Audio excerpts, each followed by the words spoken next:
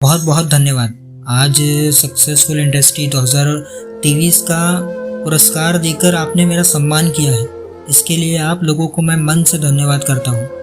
वैसे देखा जाए तो इस पुरस्कार का मैं अकेला हकदार नहीं हूँ। मैं यहाँ तक पहुँच पाया, इसके पीछे बहुत लोगों का हाथ है और भगवान का आशीर्वाद भी है।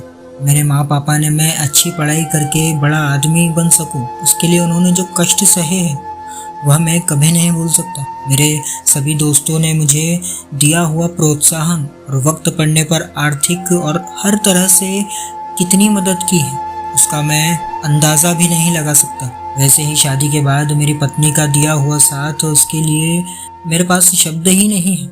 उसने पूरे घर की, माँ पापा की और बच्चों की जिम्मेदारी अकेली ने उठाई। उसकी वजह से मैं यहाँ तक पहुँच पाया, वरना यह सब मुझसे होता ही नहीं। लेकिन दोस्त, पत्नी, तकदीर का हाथ और भगवान का मिला हुआ साथ, उसके अलावा ज़्यादा इस कामयाबी में मैं तो वह मेरे 7वीं और 10वीं कक्षा के शिक्षक श्री अभिजीत सर, वो अगर मेरी ज़िंदगी में नहीं आए होते तो भगवान को ही पता है कि मैं यहाँ तक कभी नहीं पहुँच पाता। सच कहे तो 7वीं तक मैं होशियार विद्यार्थी नहीं था, लेकिन फर्स्ट क्लास विद्यार्थी ज़रूर था। लेकिन 8वीं और 9वीं में गलत दोस्तों की संगत में रहकर मुझे परीक्षा में मिलने वाले मार्क्स बहुत कम आने लगे थे। यह बात अभिजीत सर के ध्यान में भी आ गई। उन्होंने मुझे बहुत समझाया, लेकिन मैं 9वीं कक्षा के छमाही परीक्षा में 2 विषय में फेल हो गया। माँ पापा भी मेरा रिजल्ट देखकर बहुत गुस्सा हुए हैं, मुझ पर बहुत चिल्लाए। मुझे पढ़ाई करनी ज़रूरी है समझा समझा कर वे थक गए, लेकिन मुझ में कोई सुधार नहीं आया। इंसान अगर गलत रास्ते पर भटक जाए तो फिर सही मार्ग पर चलने में उसे बहुत दिक्कतें आती हैं, क्योंकि वह गलत मार्ग सही है ऐसे उसको लगने लगता है। लेकिन मेरे साथ ऐसा नहीं हुआ। अभिजीत सर मुझे सही मार्ग पर ले ही आए। कुछ ऐसा हुआ कि मैं 9वीं कक्षा में पास हो जाऊंगा। मुझे खुद पर विश्वास नहीं था, लेकिन अभिजीत सर को उस वक्त भी मेरे ऊपर विश्वास था। मुझ में वो पोटेंशियल वे देख पा रहे थे। एक दिन पीटी की क्लास के लिए हम सब लड़के मैदान पर इकट्ठा हुए। उस वक्त मुझे पीछे से किसी की आवाज़ सुनाई दी। अभिजीत सर और हमारे प्रिंसिपल सर दोनों मेरे विषय में ही बात कर रहे थे, ऐसा मुझे लगा। मैं उनकी बातें गौर से सुनने लगा था। प्रिंसिपल सर बोल रहे थे कि अभिजीत सर, मेरी सुनो, सिद्धार्थ के लिए अपने विद्यालय का नाम खराब मत करो। 9वीं में पास हो रहा होगा तब भी उसे फेल कर दो, क्योंकि उसके नसीब से वह 9वीं पास हो भी गया तब भी वह 10वीं में फेल हो ही जाएगा, इसकी मुझे पूरी गारंटी है। तभी अभिजीत सर पांडे सर से बोले, सर मुझ पर विश्वास रखिए, अभी ज़रूर सिद्धार्थ 2 विषय में फेल हुआ होगा, लेकिन वह 10वीं की पढ़ाई अच्छे से करके अच्छे नंबरों से पास हो जाएगा, उसमें बहुत पोटेंशियल है सर। अभिजीत सर का मुझ पर इतना विश्वास देखकर पांडे सर ने अभिजीत सर से एक शर्त लगाई।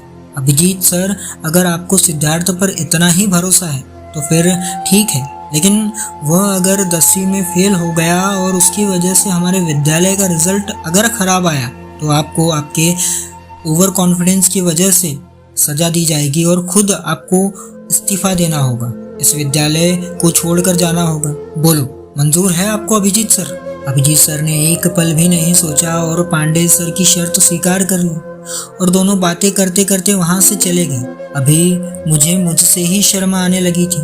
जो माँ बाप को मुझसे उम्मीदें थी, जिस सर को मुझ पर इतना भरोसा था, उनकी इच्छा और विश्वास का पात्र रहने के लिए मैं कुछ नहीं कर पा रहा था, इसकी मुझे शर्म आने लगी थी। और उस दिन से मैं पढ़ाई करने लगा। रात दिन एक करके मैं 9वीं तो पास हो ही गया, लेकिन 10वीं में भी खूब मन लगाकर पढ़ाई करके अच्छे पेपर लिखे। रिजल्ट का दिन आ ही गया, तब मेरे दिल की धड़कनें बढ़ने लगी। मैं पास तो हो जाऊंगा ना, इससे ज़्यादा मुझे अभिजीत सर की नौकरी आज रहेगी या नहीं, इसके लिए ज़्यादा टेंशन था। रिजल्ट लेने में विद्यालय गया और मार्कशीट में 80% मार्क देखकर मैं वहीं पर नाचने लगा। माँ पापा भी बहुत खुश हुए। मैं भागते भागते प्रिंसिपल सर के ऑफिस में गया। अभिजीत सर और पांडे सर वहीं पर थे।